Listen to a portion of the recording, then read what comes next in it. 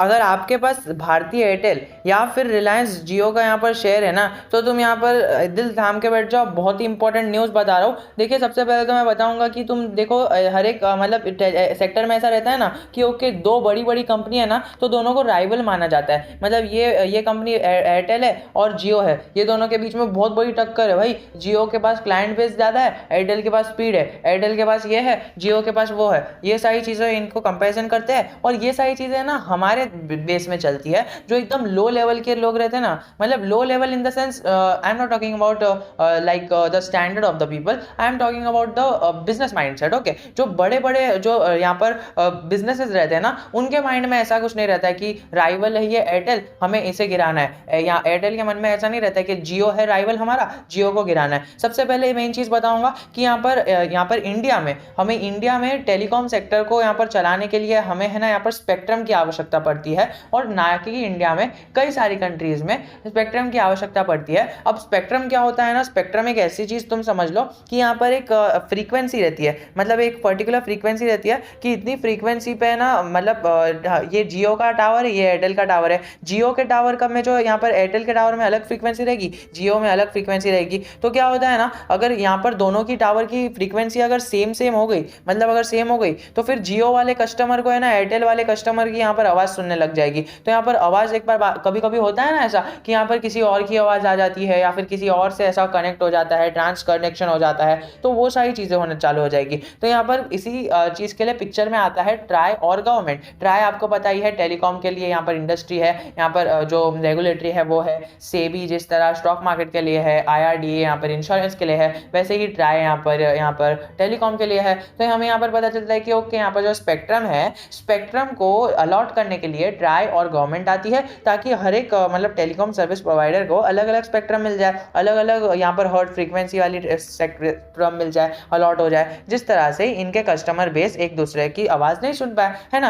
यहाँ पर अगर किसी और की आवाज़ आ जाती है, अगर आपने कभी एक्सपीरियंस किया होगा, अगर आप थोड़े पुराने ज़माने के हो, अगर आपको पहले से फ़ोन पता है, तो यहाँ पर कभी ना कभी आपने एक्सपीरियंस किया होगा कि आवाज़ किसी और की आ रही है। So this is the thing. तो यहाँ पर क्या होता है ना, जियो को मेन खबर अभी चालू हो रही है, मैंने यहाँ पर इतने टाइम का जो 2 मिनट का भाषण दिया, अभी मेन खबर चालू हो रही है कि एयरटेल ने मतलब जियो को यहाँ पर ना चाहिए था जो है 800 मेगाहर्ट्ज की ज़रूरत थी। ठीक है, जियो को है ना अपना यहाँ पर दिल्ली और आंध्र प्रदेश में अपने प्लांट्स को बढ़ाना था। जिस तरह हमको पता है कि Airtel is the fastest network of India, why Jio is not the fastest network of India. आपने हमेशा ये सवाल कभी ना कभी सोचा होगा, ओनली बिकॉज जियो अभी अभी मार्केट में लॉन्च हुआ है और एयरटेल बहुत ही टाइम से है। एयरटेल के पास बहुत ज़्यादा यहाँ पर बेस है, बट यहाँ पर तुम ज़्यादा कस्टमर बेस देखो तो वो जियो के पास है, ओनली बिकॉज यहाँ पर जो जियो सर्विसेज प्रोवाइड करता है वो लेस सर्विस प्रोवाइड करता है। अब अगर तुम देखोगे ना, तो एयरटेल ने है ना यहाँ पर क्या किया है, जियो को यहाँ पर चाहिए था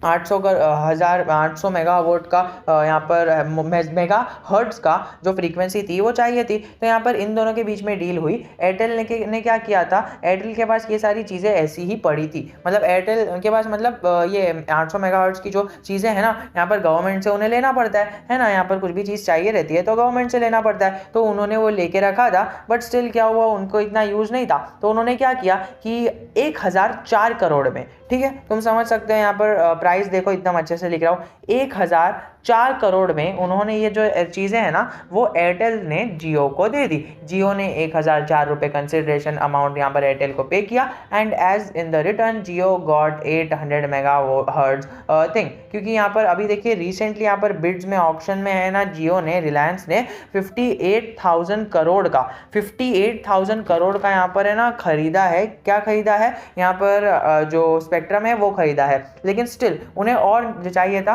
और तो इन्होंने एयरटेल के पास पड़ा था तो एयरटेल ने दे दिया। अब इसमें दोनों कंपनी का फायदा है। एयरटेल को ये फायदा है कि उनके पास एक हैंड इन हैंड कैश आ गया, which can be used in the expansion of the company. क्योंकि ये जो 800 मेगाहर्ट्ज की चीज़ थी ना, वो यहाँ पर ऐसी ही पड़ी थी, यहाँ पर कुछ यूज़ नहीं हो रहा था, and which were already giving them opportunity loss. तो इन्होंने ये चीज़ें यहाँ पर एनकैश कर ली फॉर 1004 CR। तो यहाँ पर ऐसा नहीं रहता है, यहाँ पर डील बहुत टाइम से चल रही थी, बट स्टिल यहाँ पर वो हमें कहीं ना कहीं अभी होते हुए, खत्म होते हुए दिखी है। अब ऐसा नहीं रहता है कि ओके ये बड़ी बड़ी कंपनीज है तो ये राइवल है एक दूसरे की। Obviously in the terms of market, in the terms of return thing, they are rival for each other, but यहाँ पर हमें ऐसा नहीं देखने को मिलता है कि बहुत ज़्यादा जानी दुश्मन है, ऐसा नहीं है। यहाँ पर एयरटेल ने बेचा, दोनों का फायदा हो गया। टू बी स्पेसिफिक मैं तुम्हें बताना चाहूँगा कि आंध्र प्रदेश में 3.75 मेगाहर्ट्ज का यहाँ पर लगा दिया है, जियो ने अलॉट किया है। यहाँ पर मुंबई में, ओके, मुंबई में यहाँ पर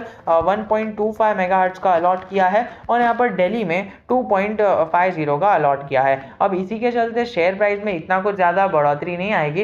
एज यू ऑल नो कि जियो अकेली चीज़ नहीं है, रिलायंस के पास बहुत सारी चीज़ें हैं, पेट्रोल पंप है एंड बहुत सारी चीज़ें हैं, बहुत सारी चीज़ों का मैन्युफैक्चरिंग करती है और यहाँ पर सेल करती है। बट यहाँ पर तुम एयरटेल का प्राइस देखो तो एयरटेल में 2% की अपवर्ड मूवमेंट है। This can also be a reason for that.